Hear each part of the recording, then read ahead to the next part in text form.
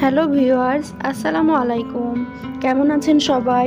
আশা করি দূরে এবং কাছে যে যেখানে আছেন সবাই অনেক ভালো আছেন। আমিও আপনাদের দোয়ায় অনেক ভালো আছি। তো বরাবরের মতো আমি সর্বপ্রথমই যে কথাটা বলি, আমার ভিডিওটা যদি আপনাদের কাছে ভালো লেগে থাকে তাহলে প্লিজ লাইক, কমেন্ট আর সাবস্ক্রাইব করবেন। আর পাশে থাকা বেল বাটনটি অন করে দিবেন, তাহলে আমি যখন যে ভিডিওটা দিব আপনারা তার নোটিফিকেশন পেয়ে যাবেন। আর আমার ভিডিওটা আপনাদের ফ্রেন্ডস অ্যান্ড ফ্যামিলির সাথে শেয়ার করবেন। আর আমি আজকে রান্নার ফাঁকে টুকিটাকি সংসারের কিছু কাজ সেরে নেব।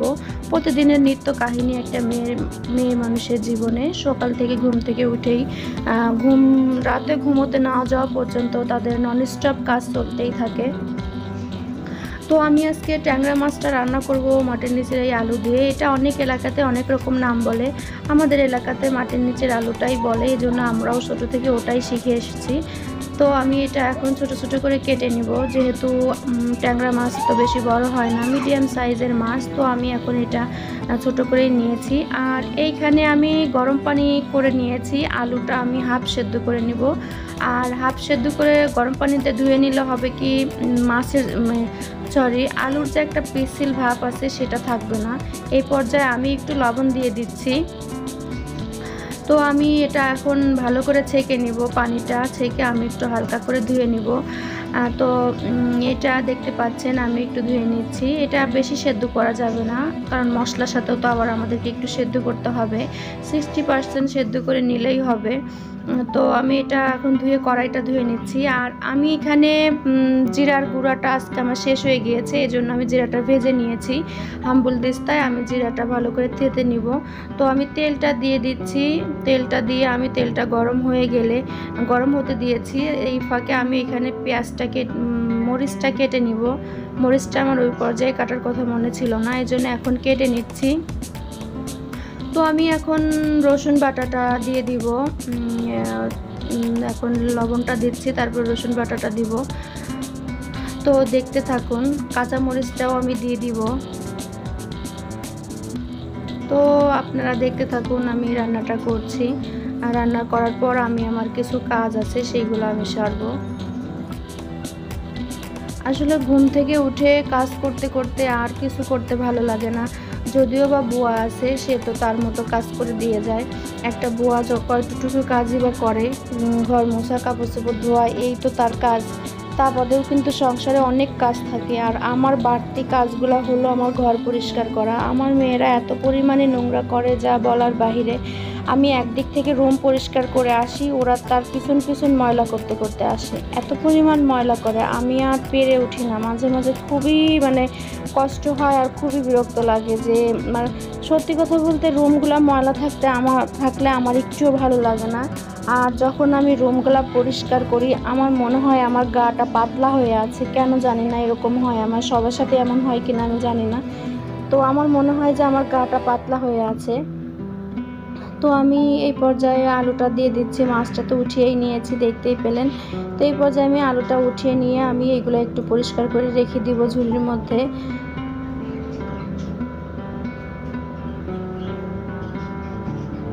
সবসময় পরিষ্কার কাজ করতেই পছন্দ করি, এই জন্য মনে হয় এত প্রবলেম হয়। কারণ যারা একটু অপরিষ্কার, তাদের ঘরের মাঝেতে ময়লা পড়ে থাকলেও তাদের গায়ে বাঁধে না।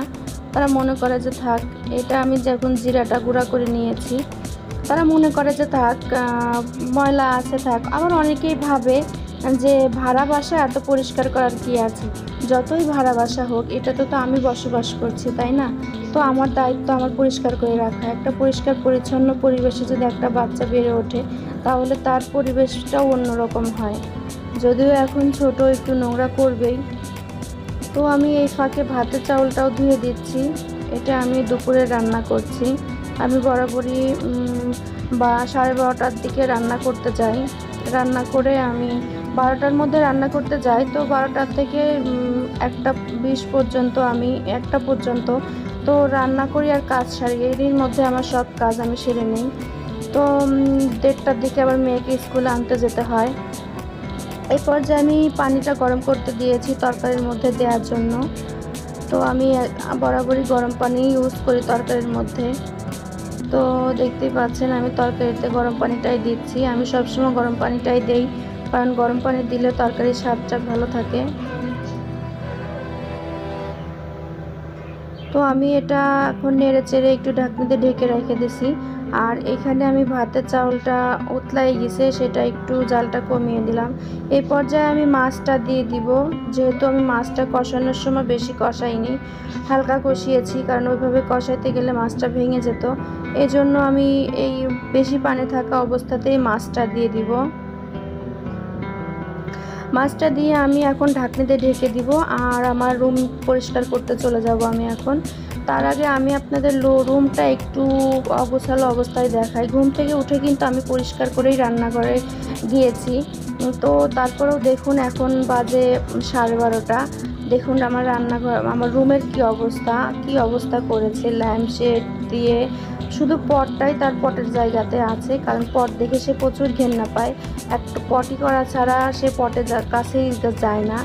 তো পটটাই একটু সুস্থ আছে আর সবও অসুস্থ হয়ে গিয়েছে। একদম জায়গার জিনিস জায়গায় নেই, সব ছড়িয়ে ছিটিয়ে ফেলেছে। তো এগুলো আমি এখন পরিষ্কার করে নিব। পরিষ্কার করাও হয়ে গিয়েছে, আমি সব কিছু গুছিয়ে ফেলেছি। আসলে আমি ড্রেসিং টেবিলের মধ্যে এত কিছু রাখি না, দেখতেই পাচ্ছেন যতটুকু প্রয়োজনীয়। অনেকেই আছে ড্রেসিং টেবিলটা কি সুন্দর একটু গুছিয়ে রাখে, আমি কখনোই এরকম গুছিয়ে রাখতে পারি না।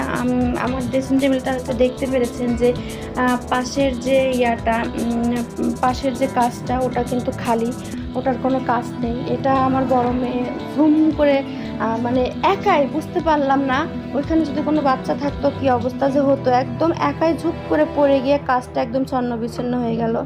তো এই ফাঁকে আমার তরকারিটাও হয়ে গিয়েছে, আমি এটা এখন অফ করে দিব। অফ করে আমি আবার ঘর গোছানোর কাজে চলে যাব।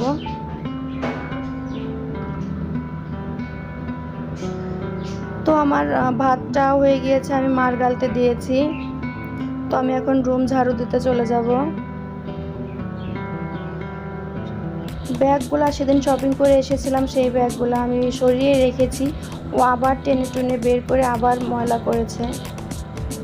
অনেক কষ্ট হয়ে যায় আমার ওদের নিয়ে। ওরা প্রচুর নোংরা করে, এত পরিমাণ নোংরা করা পোলাপান আমি দেখিনি। মানে ওরা যে পরিমাণ নোংরা করে, যা গোছানো আছে সব কিছু ছড়িয়ে ছিটিয়ে ফেলে। তো আমি এখন আমার রুম পরিষ্কার করার পরে ফাইনাল লুকটা দেখাবো। আসলে আমার দেখানোর মতো এত কোনো ফার্নিচার নেই, আপনারা কিছু মনে করবেন না। যে আমার যতটুকু আছে ততটুকুই নিয়েই আমি সন্তুষ্ট, আমার অত বেশি কিছু দরকার নেই। তো আমি এখন এই টেবিলের কাপড়টা উঠিয়ে এটা আমি বাথরুমে দিয়ে দিব পরিষ্কার করার জন্য। তো আমার ভিডিওটা আপনাদের কাছে ভালো লাগলে প্লিজ লাইক কমেন্ট সাবস্ক্রাইব করবেন। ভালো থাকবেন, সুস্থ থাকবেন। আল্লাহ হাফেজ, আসসালামু আলাইকুম।